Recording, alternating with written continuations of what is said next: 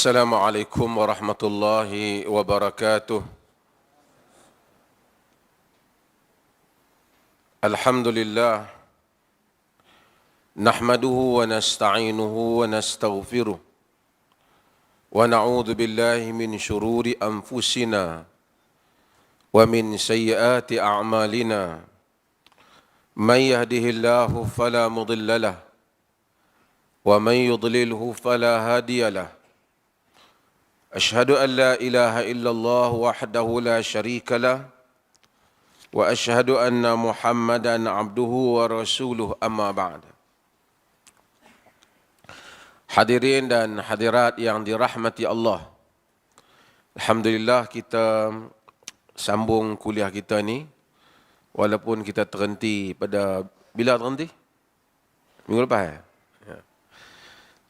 Dan kebetulan malam ini juga saya akan beri sedikit masa selepas daripada kuliah ni. Tuan-tuan tunggu sekejap, ada sedikit kempen daripada Kementerian Pelancongan dan Kebudayaan tentang berhati-hati dalam pakej umrah ni. Bukan dia kempen nak pergi pakej mana. Dia kempen berhati-hati tentang penipuan yang digunakan untuk atas nama pergi umrah, yang mana banyak orang kita terkena. Dan nanti dia akan cakap sekejap lah. Saya akan bagi kuliah ni dulu. Habis sesi soal jawab, kita akan bagi ruang kepada pihak kementerian. Dan ini adalah sesuatu yang bermanfaat juga untuk pihak-pihak lain juga. Di dalam kuliah kita ini boleh mereka manfaatkan untuk memberi apa-apa taklimat yang bermanfaat untuk jamaah dalam kadar yang singkat selepas daripada kuliah.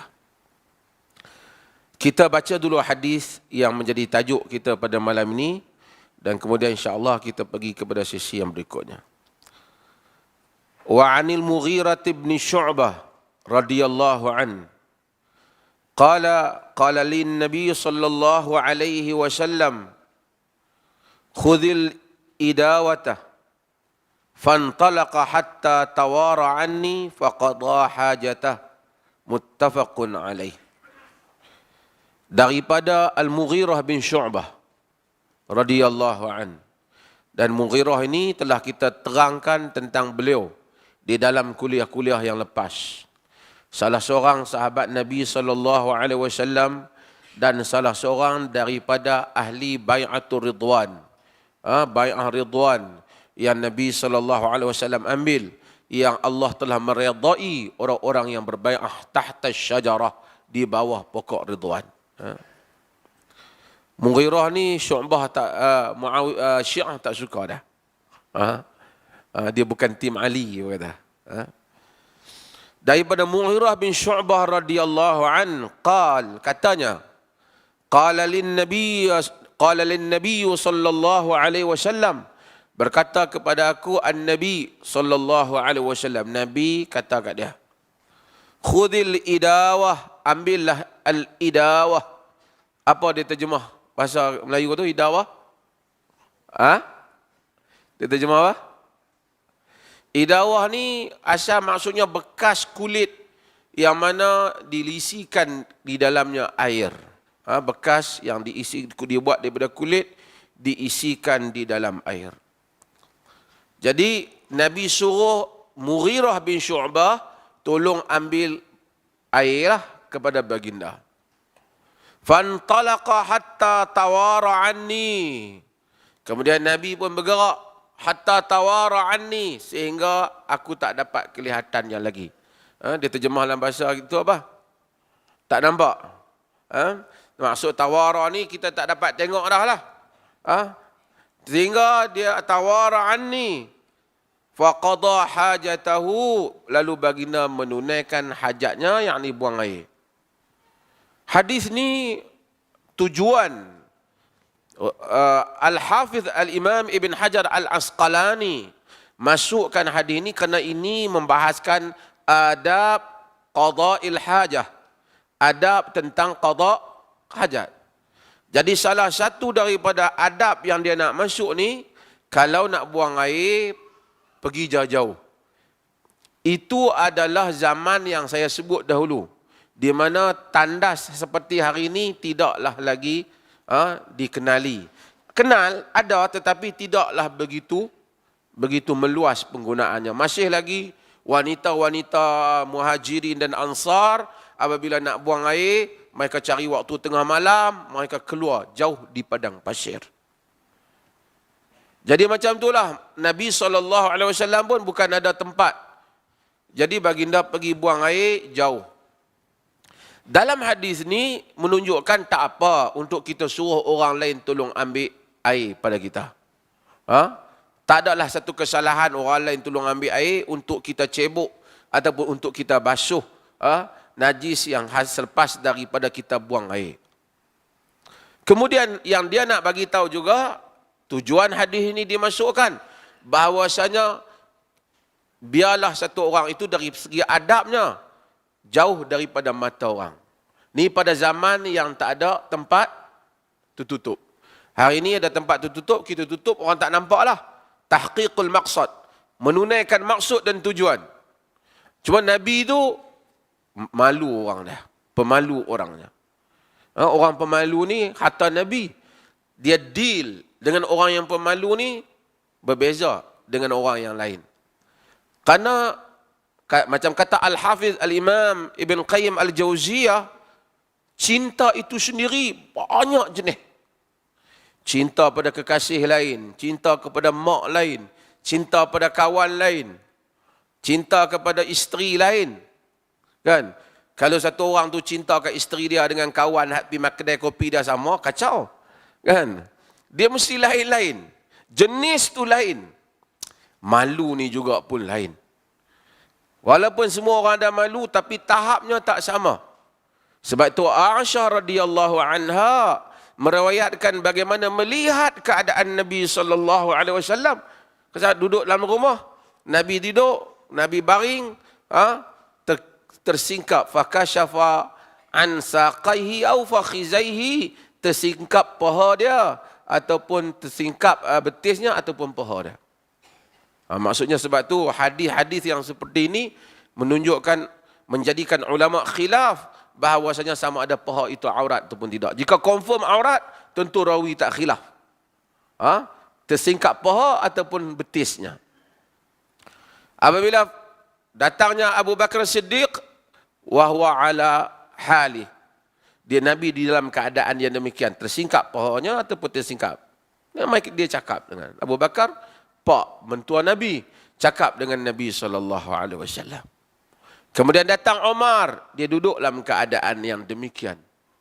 Kemudian apabila datangnya Uthman bin Affan, minta izin, fajalas wa sawwa thiyabah, dia pun bangkit, duduk dan dia perbetulkan pakaiannya.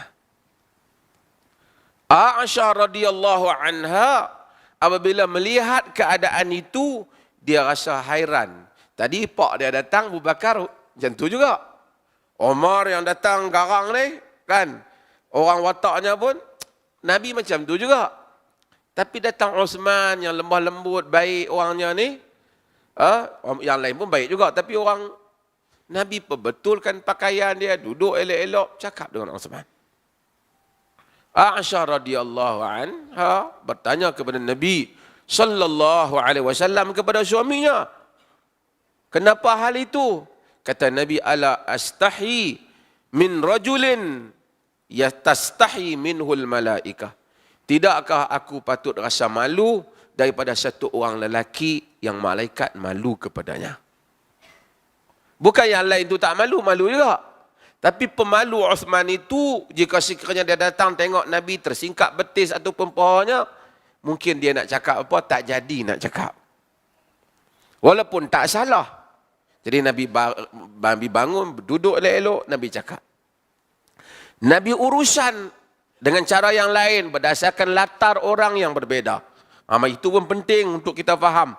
Ada orang dia tak sama, orang yang senyap kena cara bersembang dengan dia. Anak kita yang bising sikit, ada cara dengan dia. Yang pemalu, ada cara kita berurusan dengan dia. Nabi itu pemalu. Sahabat sifat akan lebih daripada anak dara pemalunya Nabi itu dalam hal-hal tertentu. Bila nak buang air zaman dulu, baginda sallallahu alaihi wasallam pergi jauh sampai orang tak nampak.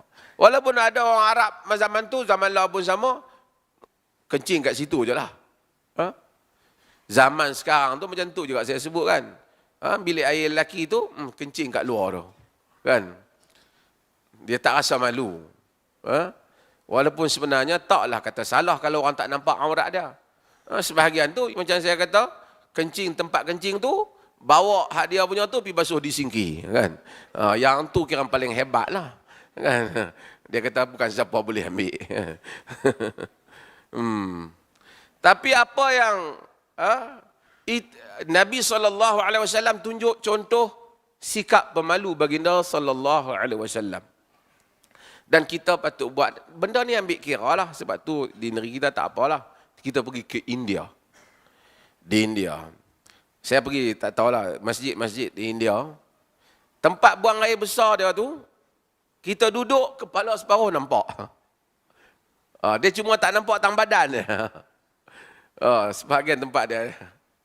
Negeri dia tak usah nak kata apa. Kan? Itu pun orang kita pening tengok Hindustan. Tapi artinya, dari segi desain yang patut buat, dia mestilah sesuatu yang menutup, meninggikan rasa hemah. Orang yang berwibawa ni ada hemah dia. Dia tak cakap benda-benda yang tak standard. Orang tak cakap benda yang lekeh. Guna bahasa yang memalukan. Sebab tu kita mau dihormati bahasa kita juga. Cakap, mencarut, maki orang. Tak terpilih perkataan dia. Manusia mungkin boleh kasar sikit, kadang-kadang ada yang keras sikit dalam kritikan. Tapi terpilih bahasa dia tu. Tak mencarut, tak sebut yang tak elok. Kerana sifat. Sifat kepada agama. Hadis yang berikutnya. Wa an Abi Hurairah radhiyallahu an qala qala Rasulullah sallallahu alaihi wasallam ittaqul la'anain alladhi yatakhalla fi tariqin nas atau fi dhillihim, rawahu Muslim. Hadis ini selalu kita baca, tapi hari ini kita baca sekali lagi supaya kita dapat lihat manfaatnya bersama-sama. Daripada Abi Hurairah radhiyallahu an. Abu Hurairah riwayatkan hadis. Kata Abu Hurairah, qala Rasulullah sallallahu alaihi wasallam. Berkata Rasulullah sallallahu alaihi wasallam, saya telah bagi tahu pada tuan-tuan, orang-orang seperti Abu Hurairah, seperti Ibnu Abbas dan beberapa sahabat yang lain, kadang-kala bila mereka kata qala Rasulullah, belum tentu mereka sendiri mendengar daripada Nabi. Sebab mereka ni masuk Islam lewat.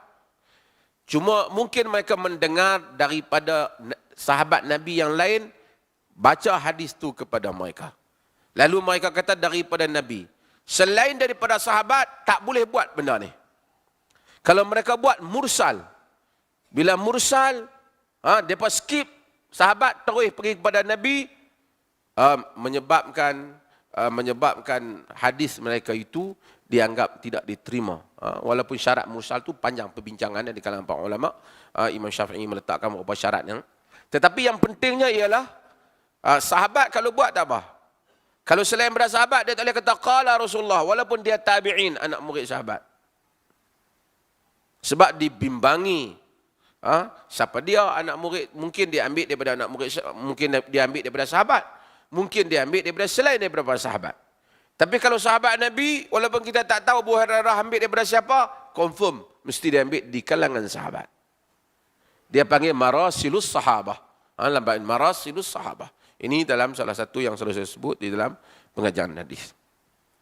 Katanya, qala Rasulullah sallallahu alaihi wasallam, sabda Rasulullah sallallahu alaihi wasallam, ittaqul la'anain, ittaqu al-la'anain. Takutlah kamu kepada dua yang pelaknat, orang pelaknat.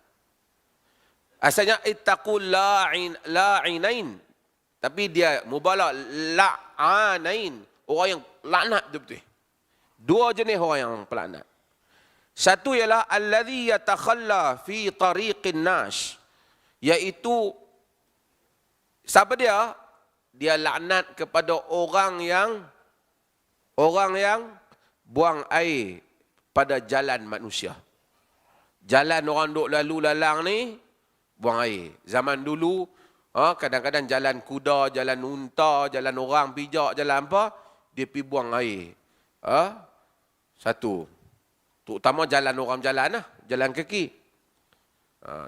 Malam-malam ke, jalan raya ni orang tak berani lah. Kalau dia buang air zaman lah, dia lah jadi.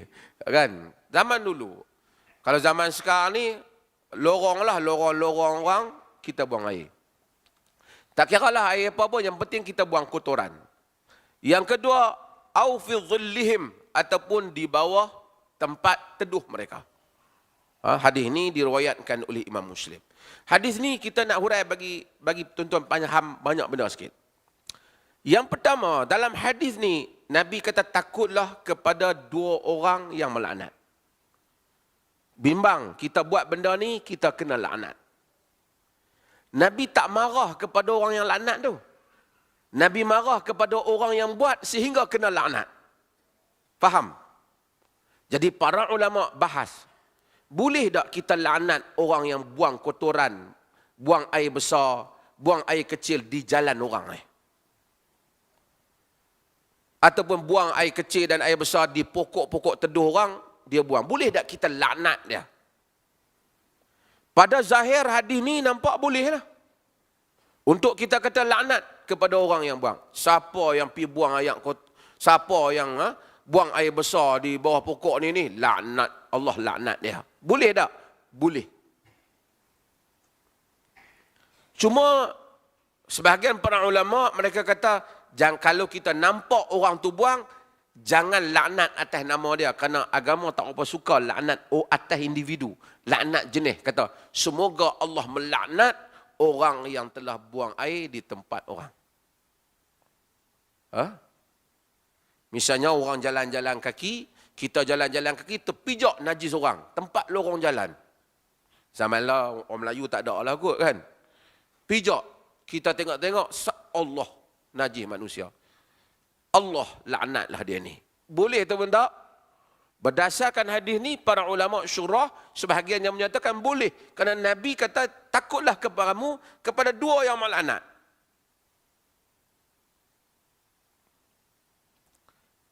Kerana Nabi kata takut pada dia. Nabi tak kata jangan kamu duk laknat. Kalau tak boleh, Nabi kata tak, dia tak boleh laknat. Maksudnya, kenapa kita takut pada laknat dia? Kenapa takut? Kerana bimbang laknat dia kena pada kita. Kalau laknat dia tak betul, kena tak pada kita? Macam satu orang kata, aku nak doa ke hang bagi rosak bang. Tapi kita tak buat salah. Kita takut tak? Kita tak takut. Tapi kalau sekiranya kita buat kesalahan tu, hang fitnah aku. Aku doa kepada Allah, supaya Allah turunkan bala. Kita takut pasal kita buat. Kalau kita kata, saya tak buat, doa lah. Takkan ada Allah, Allah tersilap, rupanya dia tak buat. Yang tu bukan. Itu bos pejabat kita mungkin. Jadi apabila Nabi kata, ittaqul la'anain, maksudnya kita kena takut, bimbang, laknat itu kena. Laknat, apa maksud laknat? Laknat bermaksud dijauhkan daripada rahmat Tuhan. Manusia ni hidup dengan rahmat. Bila Tuhan laknat, bila dilaknat, berbagai-bagai balak turun di atas seseorang. Maka Nabi kata takut kita buat benda yang orang lain datang sakit disebabkan dengan kita. Dalam konteks dulu ni yang ni Nabi sebut. Dalam konteks moden ni saya sebut banyak lah. Kita buang air di tandas awam. Kita tak flashkan dia. Orang kemudian main, ya Allah, siapa punya kerja macam ni ni? Laknat dia. Akhirnya tengok, kena laknat tu. Jatuh penyakit apa? Boleh kena satu orang tu. Mungkin Tuhan masin lah sebutan dia. Mungkin dia orang bersih, jaga masjid. Buat pula di masjid, umpamanya. Tak bersih masjid. Tandas awam. Samalah juga. Baru-baru ni ada satu pasukan, pasukan pula. Geng mana pergi buat demonstrasi bantah nasib perokok. Dia pun bantah nak bela perokok. Lawyer pun ada seorang katanya dalam tu. perokok juga manusia. Kan? Saya tengok siapa penceramah Indonesia, ceramah tentang rokok. Ada bahagian dia yang tak apa tepat dah, tapi dia kata, rokok ni dia kata, kalau dia ambil daun tembakau, diikat elok-elok, dengan dia ambil daun sawi, diikat elok, dia buang ke kandang khinzir, babi. Sawi itu sekejap je babi makan. Bagi daun tembakau tu, babi tak makan, tapi pijak-pijak. Maka moralnya dia kata, janganlah membuat babi menjadi heran. Dia kata dia lah kan. Kata babi pun kata, aku tak mau yang hampa mau. Siapa? Kan, taklah contoh lah saya sebutlah. Dia kata, bukan saya kata, dia kata. Orang isap rokok ni, dia tu buat, dia kata rokok juga manusia lah apalah kan. Kita pergi tengok tandas-tandas awam. Dia masuk tandas, dia isap rokok. Sementara dia nak selesaikan hajat dia tu isap rokok. Lepas tu dia letak batang rokok dia tu, di sinki lah, di tempat, macam habis jadi hitam-hitam habis. Terutama bahan-bahan plastik yang ada di tandas-tandas awam. Rosak kerana orang jenis ni. Itu contohlah. Tapi contoh yang lain lagi, ialah orang yang hisap rokok ni, pergi ke kedai. Orang lain nak makan, dia hisap rokok. Kalau ada suami kita, tegur perangai macam tu. Ini perangai orang jahat. Sebab apa? Tidak hormat orang lain. Allah Subhanahu wa taala larang, walladzina yu'dzuna almu'minina walmu'minat bighairi maktasabu faqad ihtamalu buhtanan wa ithman mubina. Orang-orang yang menyakitkan orang mukminin dan mukminat tanpa kesalahan yang mereka lakukan, dia telah melakukan pendustaan dan dosa yang jelas. Dia nak hisap rokok punya hal. Tapi dengan dia hisap rokok tu, budak kanak-kanak sebelah tu, bayi sebelah, sedut asap rokok dia. Sedangkan orang nak makan. Ya, asap rokok dia tu bahaya untuk orang lain. Kalau kau untuk kata, pasal dia sakit, kias kepada benda ni, ya Allah, laknatlah orang yang telah merosakkan paru-paru anakku. Betul kata-kata dia. Kalau mustajab, kenalah kawan hisap dah. Kerana Nabi kata, ittaqu al-la'anain. Artinya, laknat tersebut kena. Sebab itu apa-apa saja yang kita buat, kita jangan rosakkan. Hadirin dan hadirat. Agama ini begitu luas sekali maksudnya. Kita baca dalam hadis, fadilat orang yang menuntut ilmu. Nabi SAW kata, man salaka tariqan yaltamisu fihi ilman sahhalallahu lahu tariqan ilal jannah. Siapa yang jalan satu jalan kena mencari ilmu, Allah mudahkan jalan dia ke syurga. Mudah-mudahanlah kita kongsi-kongsi ilmu ni, Allah Ta'ala mudahkan jalan kita ke syurga. Harap-haraplah. Wa inna malaikata la tada'u ajnihataha li talibil ilm ridan bima yasna. Sesungguhnya malaikat letak hamparkan sayapnya kepada penuntut ilmu. Kita tak nampak, tapi Allah Nabi beritahu. Ridan bima yasna. Kena redha dengan apa yang mereka lakukan.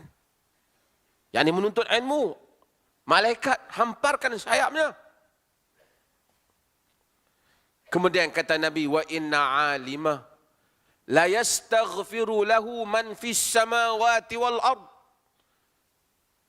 Man fis samawati wa man fil ardi hatta al-hitan fil ma.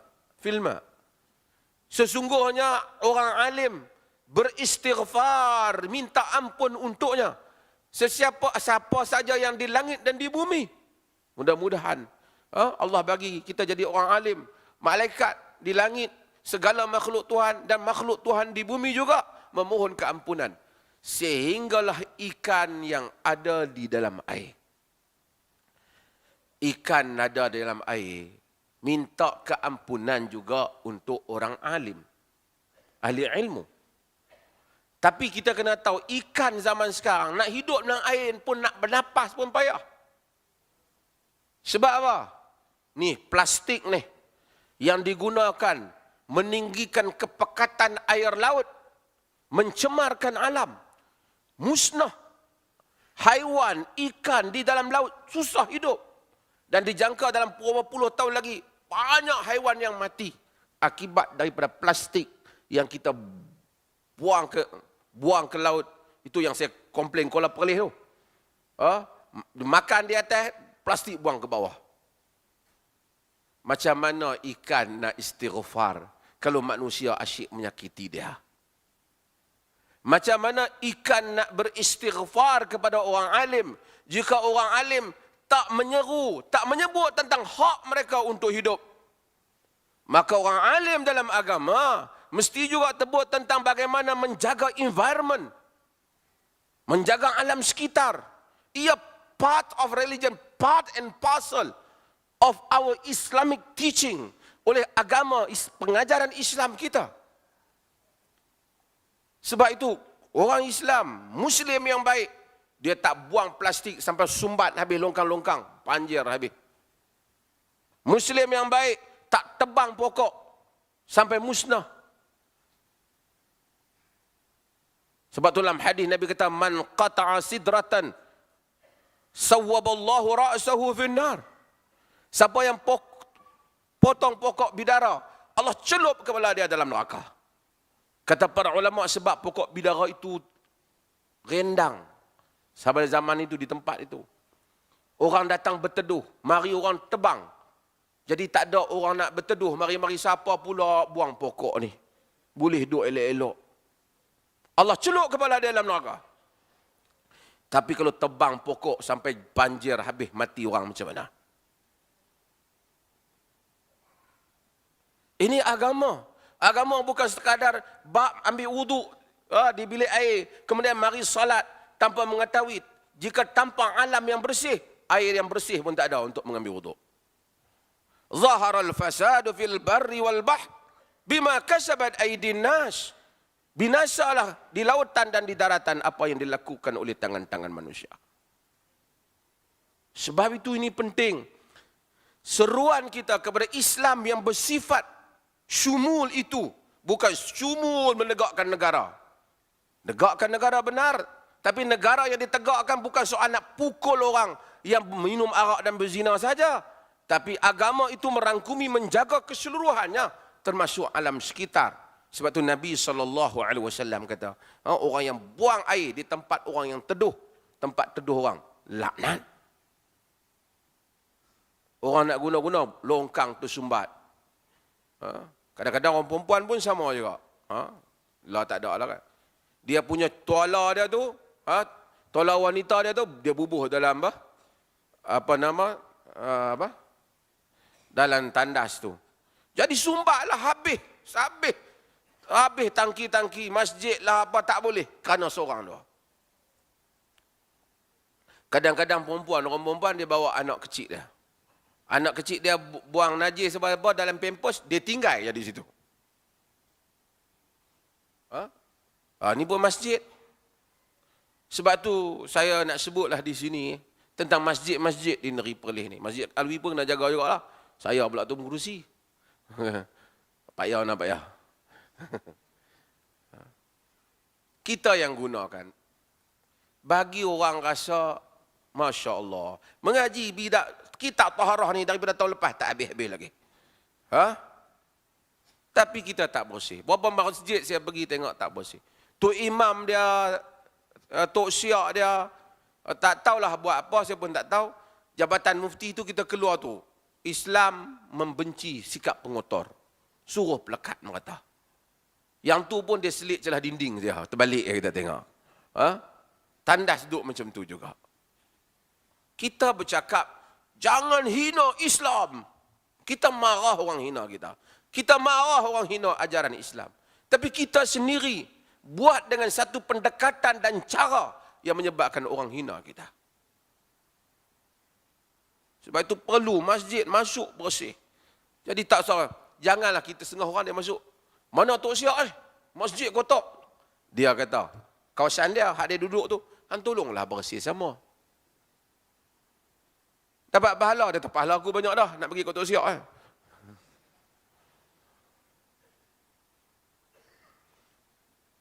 Kita umat Nabi SAW hadis-hadis yang macam ni, tuan-tuan nak cari dalam agama mana ada hadis macam ni? Tak ada. Nabi jaga kebajikan kita. Sampai perkara-perkara yang seperti itu, baginda SAW ingatkan, jangan buang. Jangan buat benda yang menyakitkan orang. Sebab itu, kita dilarang Umar bin Khattab radhiyallahu anhu. Apabila dia buka Iraq, pesawat Iraq. Dia buka Iraq. Biasanya di dalam peperangan, tentera yang membuka itu mendapat ghanimah. Dapat ghanimah harta benda, harta peperangan, harta rampasan perang. Dapat kuda, dapat apa?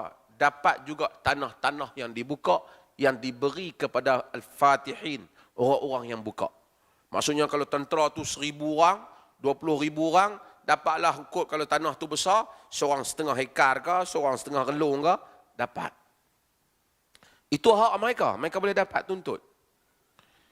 Tapi bila Umar bin Khattab radhiyallahu an buka Iraq, dia tak bagi. Pasal dia tak bagi, sahabat-sahabat lain bantah dia. Rasulullah bagi. Mana boleh tak bagi? Nabi pun bagi. Kata Umar, aku tak bagi. Ganti. Dia ganti duit lain. Alasan dia, kerana dia jumpa satu ayat. Bukan dia jumpa, kerana satu ayat dalam Quran. وَالَّذِينَ جَاءُوا مِنْ بَعْدِهِمْ يَقُولُونَ رَبَّنَا اغْفِرْ لَنَا وَلِإِخْوَانِنَا الَّذِينَ سَبَقُونَا بِالْإِيمَانِ وَلَا تَجْعَلْ فِي قُلُوبِنَا غِلًّا لِلَّذِينَ آمَنُوا رَبَّنَا إِنَّكَ رَءُوفٌ. Orang-orang yang datang selepas daripada mereka, selepas daripada muhajirin dan ansar, mereka menyatakan, wahai Tuhan kami, ampunilah kami dan saudara-saudara kami yang mendahului kami di dalam iman. Muhajirin dan ansar. Jangan kau jadikan di dalam jantung hati kami ni ghillan, rasa tak puas hati, hasad kepada orang-orang yang beriman. Wahai Tuhan, engkau itu maha rauf dan maha rahim. Umar kata, kalaulah mereka tahu semua harta-harta mereka telah diambil oleh orang-orang yang awal. Hartanya rasa harta datuk nenek mereka. Tanah mereka dibuka, tentera ambil.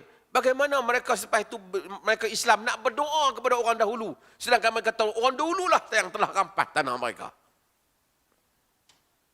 Supaya generasi kemudian tak merasa tak puas hati dengan generasi sebelumnya, Umar elakkan, walaupun patut mereka dapat. Kerana bagi ganti yang lain, supaya mereka tak salah sangka kepada generasi yang anak. Kita pun macam tu. Kita jangan warisi bumi ini kepada generasi yang kemudian, sehingga mereka kata tak guna betul generasi dulu, jahanam habis. Itu maksudnya. Dan agama ini, tadi kita baca tentang hadis tadi. Hatta yatawara anni. Nabi pergi sampai tak nampak. Sebab apa? Image. Walaupun orang tak nampak kita tengah kemaluan kita, tapi orang duk tengok mana dia tu, duk tengah buang ayak. Nampak tak syok sangat. Nabi pergi jauh. Baginda pergi jauh. Dan agama penting hal ni. Sebab itu dalam agama larangan yang saya sebut, larangan apa? Libasu syuhrah. Man labitha thawba syuhratin fid dunya albasahu Allah thawba mudhallatan fil akhirah. Riwayat Abu Daud. Siapa yang pakai baju kesombongan, baju yang syuhrah ni, baju yang pelik pada orang. Bila orang tengok tu, biar betul dia ni, baju apa ni? Jadi pelik dia. Syuhrah. Pelik dia. Peculiar garment. Bersikap seperti avoiding peculiarity. Kita elakkan benda yang pelik. Nabi kata siapa yang pakai pakaian yang pelik tu, Allah Ta'ala akan pakai pakaian kehinaan pada dia di hari akhirat. Para ulama bahas. Sebab apa? Sebabnya kerana bila kita pakai benda hak pelik, kita pergi pakai, orang tak pernah duduk pakai tanjak. Tahu tanjak? Ha? Ha? Tengkolok. Mai-mai semayang subuh kita pakai tengkolok. Walaupun pakaian Melayu, tengkolok tu pelik. Duk tengok orang kita tengok pakai tengkolok. Seorang kata, minggu lepas dia macam okey lagi. Minggu ni nampak macam dia telan Panadol tak ancung macam mana tau.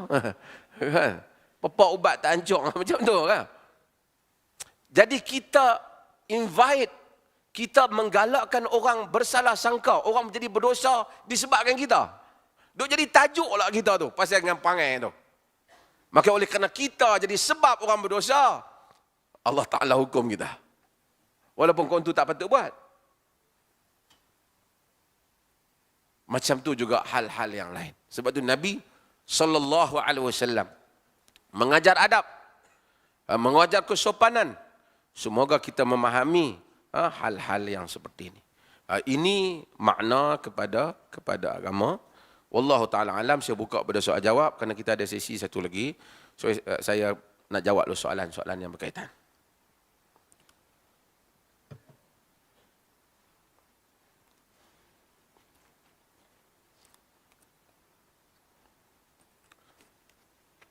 Tak ada soalan? Lama tak mengaji tak ada soalan. Jadi bagus pula.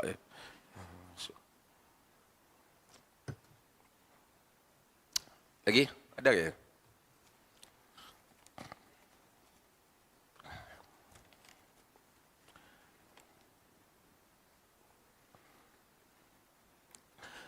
Doktor, bolehkah demonstrasi melibatkan parti-parti politik dilakukan di Masjid Alwi?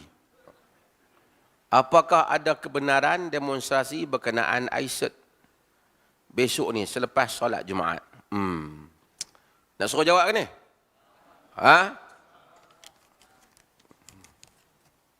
Yang pertama, di negeri Perlis ni kita dah buat di atas titah perintah Raja Pemerintah Ulil Amri. Dalam kawasan masjid, tak boleh bawa bendera parti. Tak boleh bawa logo parti. Siapa nak kata, nak sebut bantahan ke apa, dia tengoklah isu apa yang dia nak bantah, tapi bukan kawasan kempen parti dalam masjid. Apa parti pun, termasuk parti yang pemerintah negeri Perlis ni juga, pun tidak boleh bawa. Saya sebut ni secara jarang. Dia kata kami parti pemerintah pun tak boleh. Tambah hak tak pemerintah pun tak boleh lah. Tak boleh. Kalau dia sekadar pakai jubah, pakai baju Melayu saja nak meluahkan perkara-perkara mungkar agar tak berlaku, dia luahkan sebagai orang Islam. Tapi bila dia luahkan di atas nama parti, dia ada unsur kempen kepada parti. Dan kita tak patut kempen kepada parti dalam kawasan masjid. Masjid untuk semua. Nabi SAW, Abu Sufyan berperang dengan dia lama. Quraisy berperang dengan dia lama. Tapi bila dia masuk kota Mekah, dia kata, وَمَنْ دَخَلَ الْمَسْجِدَ الْحَرَامِ فَهُوَ آمِنْ وَمَنْ دَخَلَ الْمَسْجِدَ الْحَرَامِ فَهُوَ آمِنْ. Siapa masuk ke dalam Masjidil Haram, dia selamat. Masjid selamat untuk semua pihak. Jika tidak, kita akan jadi sebahagian negeri yang mana masjid dia digunakan untuk kempen parti politik. Itu dulu. Kemudian mungkin orang duk tanya saya ni lah, Aisyad ni macam mana? Saya tak kata apa lagi. Saya nak dengar lo mereka kata apa. Kan? Tapi saya nak sebut secara umum lah bagi yang bertanya. Orang yang ulas benda ni ada berapa jenis. Satu yang mengulas, mereka menyatakan bahawasanya Aisyad ni adalah sesuatu convention elimination kepada discrimination ini adalah sesuatu yang bagus, selaras dengan Islam, kerana apa yang dia tuntut tu sama. Dan majoriti negara-negara dalam dunia ni, kebanyakan negara sudah pun menandatanganinya, termasuk keseluruhan negara orang Islam telah tanda tangannya kecuali dua negara, Malaysia dan Brunei. Hak lain Tok Arab, Indonesia ke apa semua telah tanda tangan. Dia ni bukan ICED ni bukan kemarin dulu. Dia tahun 1960-an lagi. Dia sudah ada, lama dah. Dan dia melawan banyak benda lah. Dia lawan apartheid, dia lawan macam-macam, penindasan, discrimination, dia lawan banyak benda yang dia lawan. Kita nak kena faham tu. Pasal yang duk ulas tu kadang-kadang kan tahu apa. Dia tolong ulas ya. Dia tolong syok je jadi keyboard warrior. Orang tak Isya apa tak tahu. Isa Samad ke apa tahu. Dia tu tak tahu. So, jadi dia pun tak tahu. Apa dia? Okey, yang kedua ialah kumpulan yang menyatakan bahawasanya, ni dengar elok lah. Pendapat saya, nanti saya akan tulis pendapat ni, tuan-tuan boleh baca. Ni nak bagi secara cepat. Kumpulan yang menyatakan, okey, tapi ICED ni tidak sesuai untuk Malaysia. Pasal kita ada konteks yang berbeza. Keadaan yang tersendiri. Yang tak sama dengan negara-negara yang lain. So, walaupun mungkin dia okey untuk negara lain, tapi tidak okey untuk Malaysia. Hak ni golongan yang kedua. Yang ketiga yang mengulas, golongan hak tak tahu apa. Geng jenis hak kat bawah ni. Hak duk kira nak takbir tak ada dengan ni. Kan? Ini semua dia akan ulas. Apa dia ICED? Yang tu lah. ICED ni anti-Islam, rancangan Yahudi. Untuk merosak, dia tak tahu apa. Yang dia tak tahu dunia ni, majoriti 170 negara daripada 190 lebih, semua dah tanda tangan ni dah. Dia tak tahu apa. Hak tak tahu apa ni, sembang apa pun tak guna dengan dia. Kata Imam Syafi'i, jadaltu jahilan, jadaltu aliman, faghalabtuhu, wa jadaltu jahilan, faghalabani. Aku bertengkar dengan orang jahil, orang alim, aku dapat tewaskan dia. Bertengkar dengan orang jahil, dia menang, aku kalah lah. Macam tu lah. Dia ni, yang ni kita tak usah. Kita kira ambil dua kumpulan ni. Yang mempunyai argument mereka. Okey, dengar elok. Kita boleh pecahkan kepada 3 persoalan. Tentu kena dengar.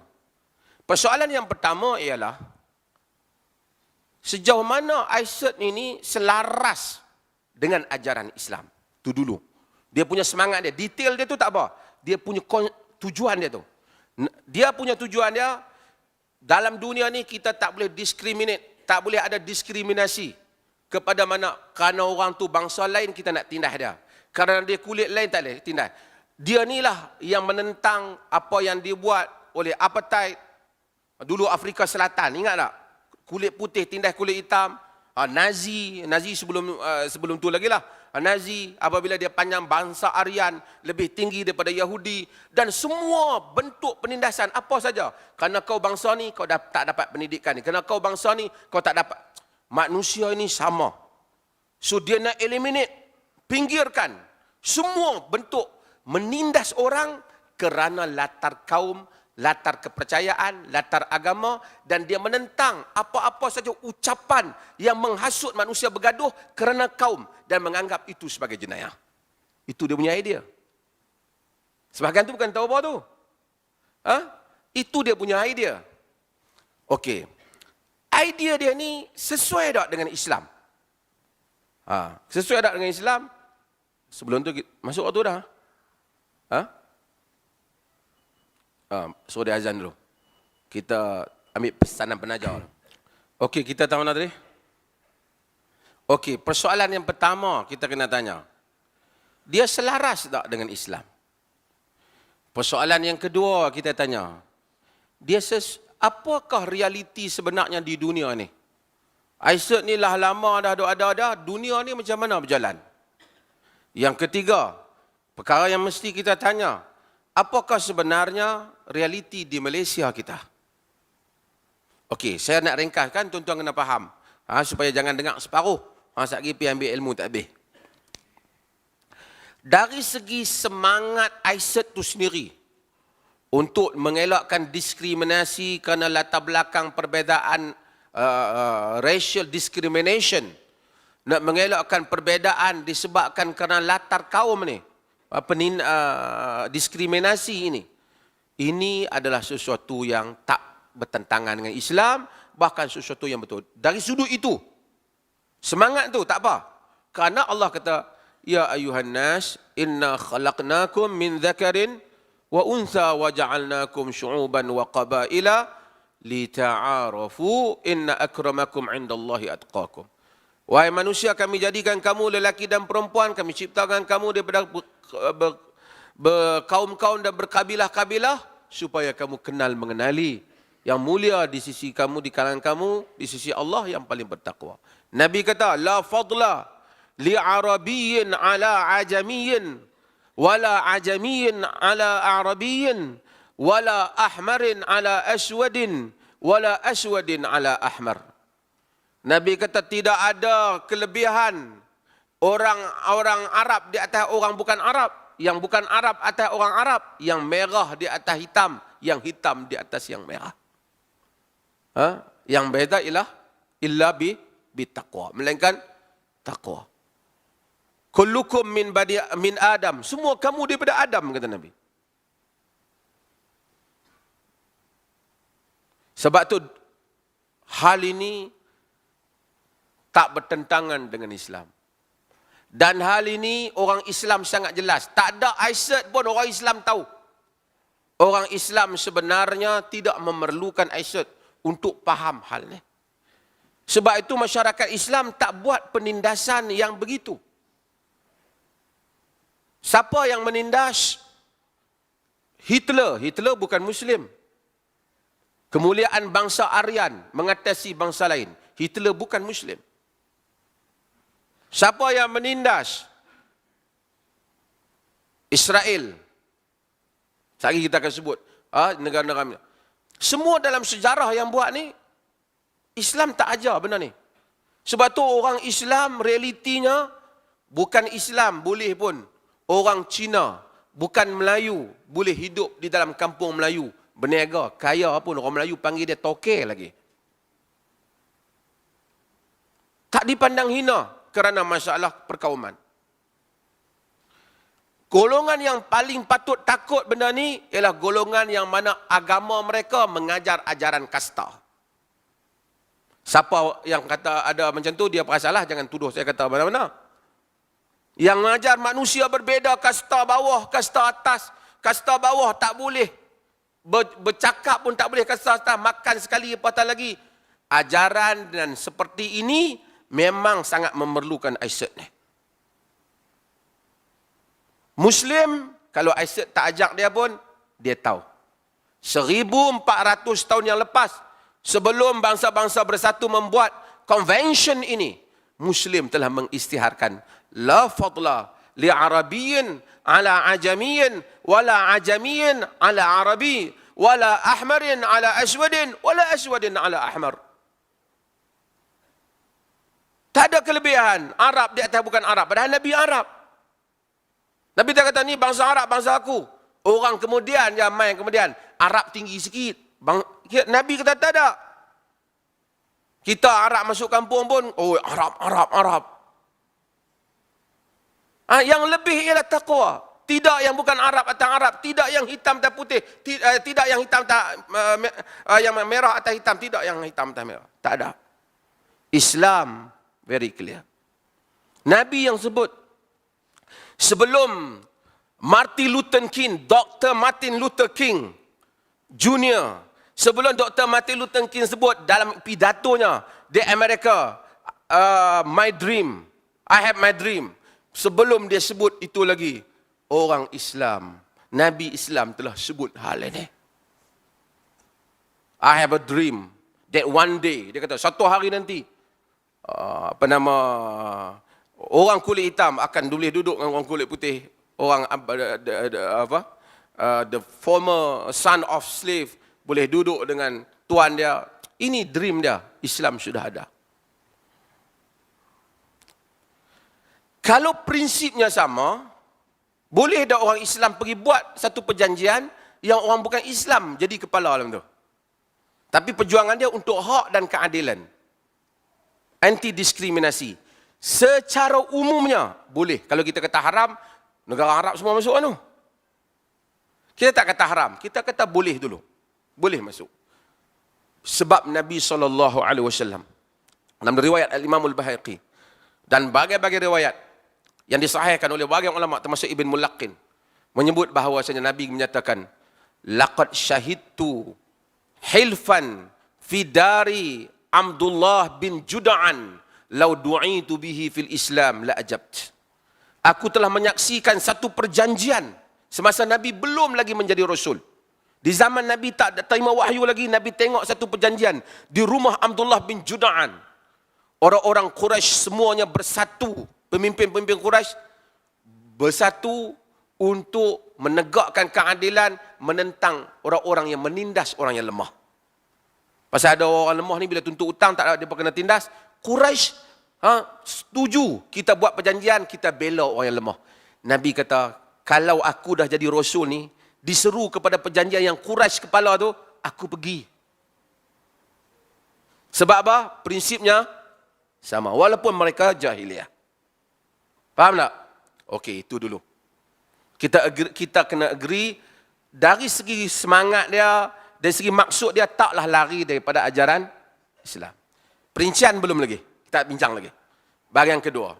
Realiti dunia macam mana? Realiti dunia ni, dah hari ni, penindasan berlaku. Negara-negara yang menandatangi ISIS itu sendiri, menindas. China telah menindas suku, bangsa Muslim, bangsa Uyghur, di Xinjiang.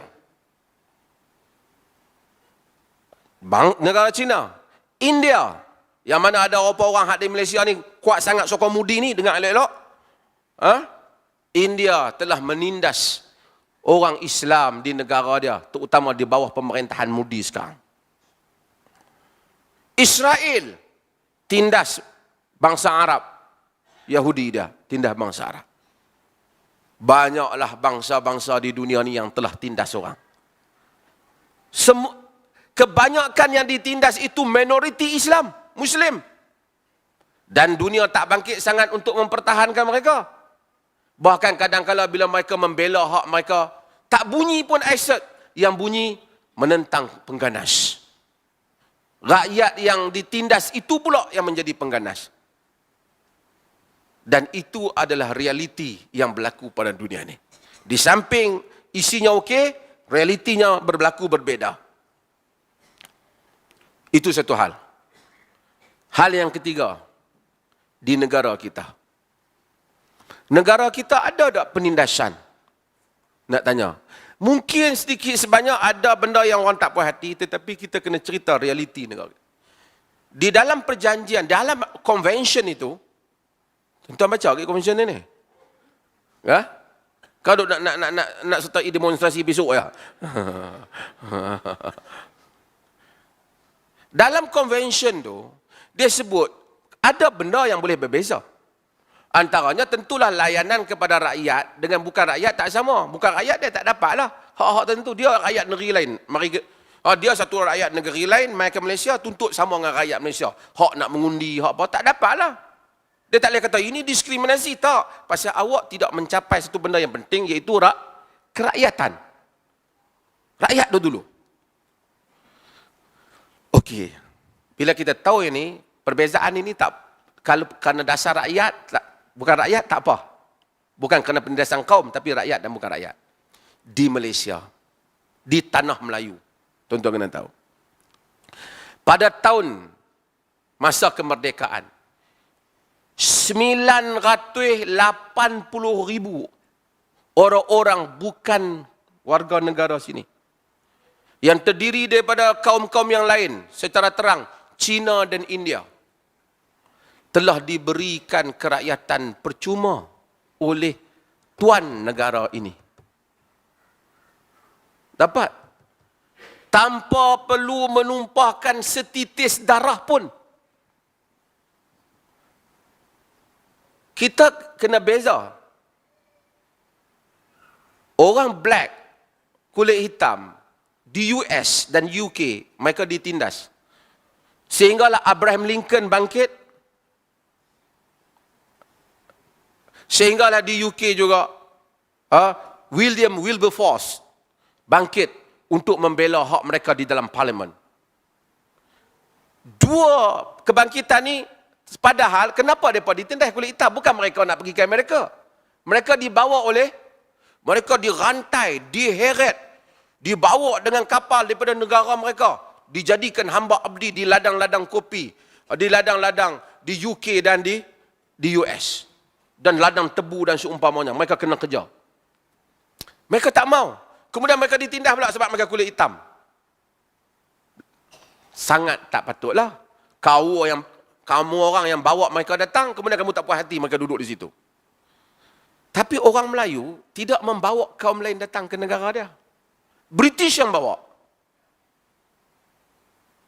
Kalau dapat dengar ni, pemarah saya cerita betul ini fakta. British yang bawa. Pun begitu, orang Melayu tidak menaruh dendam. Untuk merdeka, orang Melayu bagi semua. 980,000 orang dapat kerakyatan. Tak tahulah nak marah kat Tunku Dua Ramai ada. Tapi apa? So, konteksnya berbeda. Maka orang Melayu, mereka bukan saudagar. Bila mereka nak bersaing dengan sebahagian kaum, mereka tak mampu kadang-kadang. Mereka panggil dengan terhormat, mereka panggil toke, mereka benar. Ketika Jepun datang, Jepun bunuh orang Cina. Orang Melayu ramai melindungi anak-anak orang Cina. Ambil bagi anak angkat lah, buat sorok dalam rumah lah. Walaupun Jepun dengan Cina tu tak berapa jauh. Tetapi orang Melayu itu tinggilah budinya dalam hal ini. Jika ISET itu dilaksanakan, sehingga orang Melayu tidak ada ruang untuk membela diri mereka sendiri. Ada ruang kelebihan sebagai tuan tanah. Saya rasa mungkin kurang adil. Sedangkan bangsa-bangsa bersatu mengiktiraf affirmative action yang disebut sebagai, yang dianggap sebagai positive discrimination. Ini tentu kena belajar dalam bahasa mereka lah. Positive discrimination ni penindasan, bukan tindas. Diskriminasi yang positif. Untuk tujuan membangunkan satu kaum yang dahulu mereka ini menderita disebabkan tertentu. Maka dia beri kelebihan untuk Yahudi umpamanya. Tak boleh hina Yahudi. Antisemitik. Orang lain kena hina tak apa. Tak apa, kaum-kaum Maori di Australia dan New Zealand umpamanya. Kaum-kaum yang dianggap diberikan satu hak keistimewaan. Sebab mereka kaum asal. Tak apalah. Tapi orang Melayu kaum asal, walaupun majoriti, walaupun dah, tetapi mengenangkan jasa budi yang awal sebagai tuan rumah, dia rasanya berhak, seperti mana Omar tidak memberikan semua tanah tu untuk dia mendapatkan sedikit kelebihan dengan syarat tidak menindas kaum yang lain. Macam mana kita ada anak umur yang SPM dengan yang sekolah rendah, kita bagi duit tak sama berdasarkan keperluan. Anak yang sakit dan yang sihat, perbelanjaan tak sama berdasarkan keperluan yang pada yang sakit. Maka dengan itu, untuk memajukan satu kaum yang tidak begitu kuat untuk menghadapi pesaingnya, maka ia adalah sesuatu yang rasional selagi mana tidak menindas orang yang lain. Maka saya berpendapat, bukan nak kata seperti mereka kata ISET itu rancangan Yahudi. Saya tak kata yang tu lah. Yang tu jenis tak baca punya. Memang Myanmar memang patut kenalah, tapi saya rasa dia tak sign kot Myanmar ni, kan? Banyak negeri orang Islam tak menindas. Dalam konteks Malaysia, kalau nak dibuat mesti mempunyai acuan Malaysia. Mesti mengambil kira konteks Malaysia.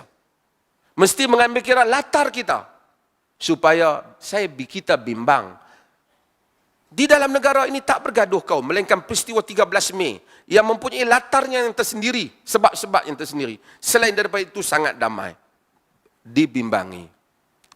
Jika kita berikan pelaksanaan yang menyebabkan kaum asal itu rasa langsung dia tidak ada hak, macam merempat dia di tanah sendiri, maka keamanan itu hilang. Nabi SAW menyebut al-a'immatu min Quraisy, pemimpin di kalangan Quraisy. Bukan ada diskriminasi dalam pelantikan. Kata Ibn Khaldun, sebabnya kerana Quraisy itu dominan, kepimpinan berada padanya. Dengan berada kepimpinan di tangan Quraisy, keadaan lebih stabil. Dengan beradanya beberapa kelebihan sedikit di tangan orang bumi putra, maka negara lebih stabil. Itu adalah ijtihad pemerintah. Jadi saya kalau tanya, sama ada benda ni kalau nak dibuat secara detail, konsep, prinsip, Asas semangat kita terima. Pendetilan itu mesti merujuk kepada realiti yang berlaku dalam negara kita. Jangan kita ni, kita tak mau jadi, kita orang mengaji ni tak boleh jadi jenis orang semangat ni. Rancangan Yahudi, kafir, laknatullah. Kita, come on lah. Kita jangan jadi ngok lah. Kita baca dulu, kita faham konteks dulu, kita kena tahu. Sagi orang bukan Islam kata, orang Islam ni heran. Orang nak kata jangan ada penindasan antara kaum pun dia tak setuju. Kita jangan bagi mesej yang salah. Kita bagi tahu apa yang kita setuju, apa yang kita tidak setuju. Dan mungkin kalau nak buat pun mungkin kena ambil masa lagi. Sehingga stabil loh orang Melayu ni. Dan orang Melayu pun kena stabil diri dia lah. Tak boleh lah orang Melayu orang bagi kelebihan, dia jual lesen, jual apa. Lepas tu dia duk kata tak maju-maju. Ni tengok dah berubah ni, tak tahu geng-geng Alibaba ada banyak mana lagi. Hak duk jual ni, hak jual projek. Kalau mereka ni tak ada pun, macam tu juga Melayu, saya tak tahulah. Orang lain pun mungkin tak dapat tahan lah. Macam mana untuk jika sekiranya sentiasa kita beri yang kelebihan pada satu kaum, mereka sendiri tak mau membangunkan diri mereka. Wallahu a'lam. Last satu soalan, lagi saya akan beri tuan-tuan duduk untuk mendengar penerangan sedikit daripada wakil. Siapa dia yang pengurusi, tak tahu lagi? Ustaz Roslan, ada dia orang pengurusi? Tak ada kan? Panggil terus wakil dia nanti. Benarkah Jabatan Mufti melarang mengajar kitab mazhab Syafi'i seperti fiqhul manhaji? Ni pun satu cawan ke gelas pun saya tak tahu. Mana ada itulah kadang-kadang yang kata semangat kuat sangat ni kan. Padahal siapa mengajar? Ustaz Syirah ke siapa? Memang mengajar kitab fiqhul manhaji. Cuma kita kata jangan ajak cara taksub. Ajak secara terbuka. Bagi tahu ni pandangan lah mazhab ni supaya jangan ajak yang ni saja. Kalau tak buat hak mazhab ni, tak sah. Kita yang tu saja kita kata elak. Setengah orang ni dia tak faham. Macam dia tak faham isu tadi lah. Dia nak ulah dalam Facebook kan.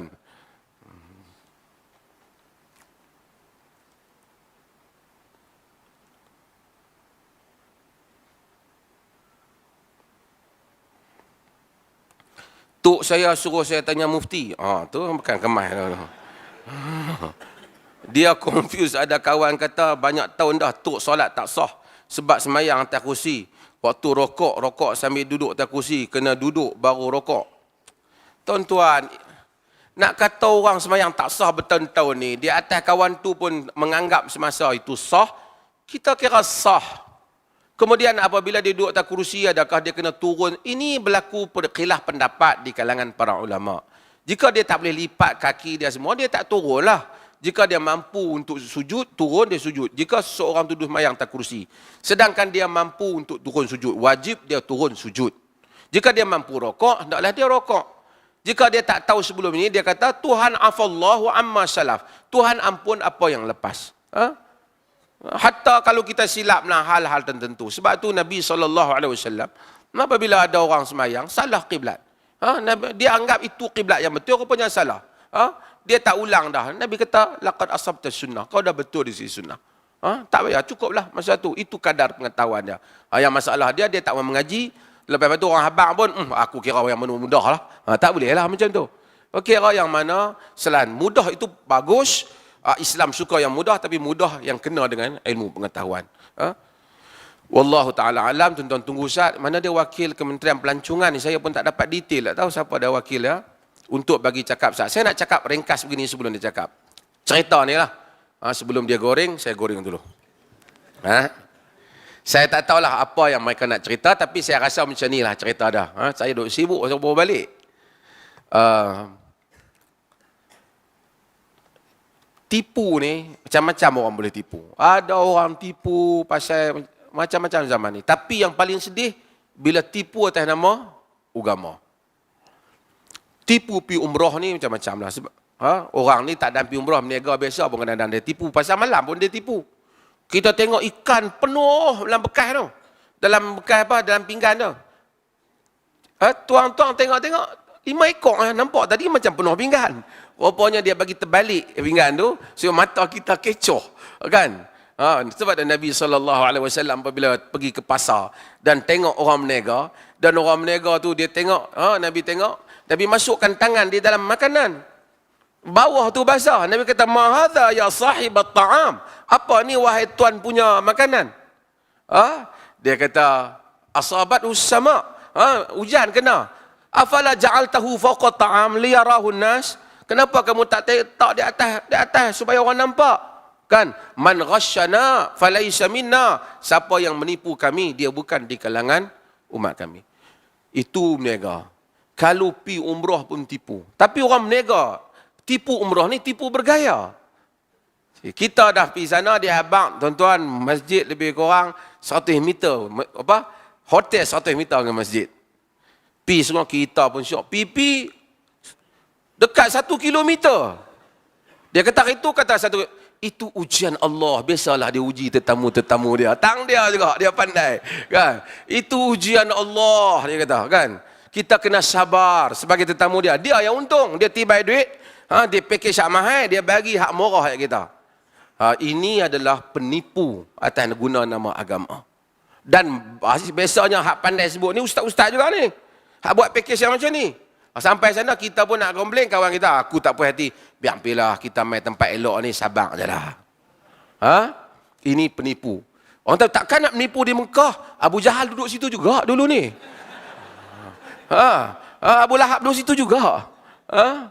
Dan hari itu kita dah sebut dah. Pihak package ni dia ada tanya saya, Antang, kami dah hurai dah di sini. Kita tengok dalam TV.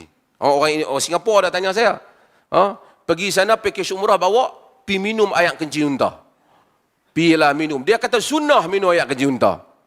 Tidak ada hadis yang Nabi minum air kencing unta. Tidak ada. Cuma yang ada ialah riwayat berhubung dengan suku Uql ataupun Urainah. Yang dia datang. Hari itu kita ada hurai dah hadis itu. Dia datang kepada Nabi. Dia orang ni khianat. Dia datang fabaya'u. Dia bay'ah dengan Nabi. Tipu. Dia kurang 8 orang datang tipu. Dia kata dia bay'ah dengan Nabi bahawasanya dia akan bela Islam, sokong Islam. Nabi ini dengan baik hati terima mereka. Kemudian mereka tak apa sihat, mereka tak berapa boleh kena dengan iklim Madinah. Nabi kata afala takhruju ma'a ra'ina fatusibu ma'a ra'ina fi ibilihi fatusibu min abwaliha wa albaniha. Adakah tak mau kamu keluar ikut ni pengembala ni yang pengembala unta ni, sahabat Nabi. Pi ikut dia. Pi minum air kencing unta dan susu unta. Hadis ni ulama bincang. Khas untuk Nabi saja sebab yang kencing najis. Walaupun pada ulama bincang tentang ayat kencing Al-An'am ni dengan raus dia, dengan taik dia, apa hukum dia, ada perbincangan. Tapi secara umumnya benda yang menjijikkan. Macam mana dia minum? Sebahagian kata itu khas Nabi untuk mereka. Sebahagian kata kita tak tahu apa jenis penyakit yang kena mereka. Pun kita tak tahu. Ataupun mungkin kita tak tahu. Dia tak boleh kena, bukan tiba-tiba duduk tak duduk sahabat Nabi, mana tetamu Rasulullah, jom minum air kencing unta dengan susu unta. Ini kerja orang tak buat. Kes itu saja. Mereka minum. Mereka sembuh daripada penyakit mereka. Setelah mereka sembuh dari penyakit mereka, mereka bunuh pengembala. Mereka ambil unta dia, mereka bunuh dia. Mereka khianat. Nabi marah. Bayangkan satu orang mai rumah kita sebagai tetamu, kita layan, bagi makan, sakit, bagi ubat, hantar kawan kita bagi jaga dia, dia bunuh kawan kita tu, dia hampas harta benda dia, dia penanya dia belah. Kalau dapat agak-agak kita buat apa? Kita dapat Khashoggi ya, kan? Kita bawa pergi masuk kedutaan ya. Depa Nabi suruh cari dia, dapat, Nabi potong tangan dan kaki berselang dan butakan matanya dan tinggalkan dia di tengah padang pasir. Mereka di padang pasir. Orang barat ada mengkritik hadis ini, mereka kata kejamnya Muhammad. Tapi depa tak tengok konteks apa yang mereka ni buat. Bukan Nabi balas untuk diri Nabi. Nabi balas kepada orang yang telah jadi, layan mereka dengan baik. Boleh mereka bunuh, bagi mereka sihat, bagi ubat, bagi makanan.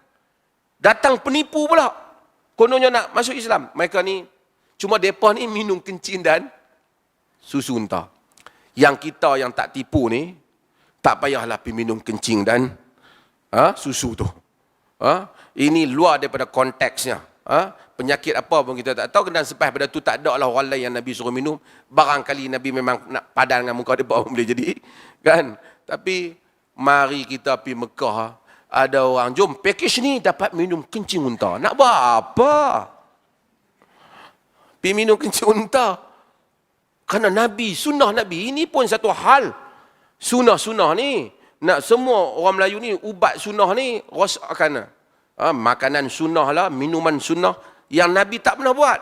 Dia misin madu, dia bubuh kurma, madu, dia bubuh minyak zaitun, dia bubuh buah tin, dia bubuh madu Yaman, dia bubuh apa? Dia kata minuman sunnah. Nabi pun tak pernah minum macam tu punya pelik. Nak minum, minumlah. Tak apalah, tak salah. Nak minum, minumlah. Tapi Nabi tak pernah campur betul. Nabi makan madu betul. Nabi makan kurma betul. Ada minyak zaitun disebut dalam Quran betul. Campuran yang hampa buat tu, tak ada dalam hadis. Itu perlu rujuk kepada pakar. Begitulah bagaimana agama diperdagangkan. So saya jemputlah wakil daripada kementerian ni. Mungkin cakap tak berapa lama kot, tapi bagilah taklimat kepada kita tentang hal ni. Mudah-mudahan kita manfaat. Dan mereka ni juga, saya dipahamkan menyediakan makanan untuk tuan-tuan. Betul ya? Bila kena mereka sedia makan ni, kena dengar pun lama sikit lah. Melawak lah. Jadi kita jemput kepada mereka sekian. Jemput. Saya dia minta maaf, saya tak ada protokol ni. Dia tak bagi saya nama detail. Silakan dari wakil Kementerian Pelancongan dan Kebudayaan. Bagus kempen ni untuk menyedarkan orang Islam kita. Dengan segala hormat yang dipersilakan.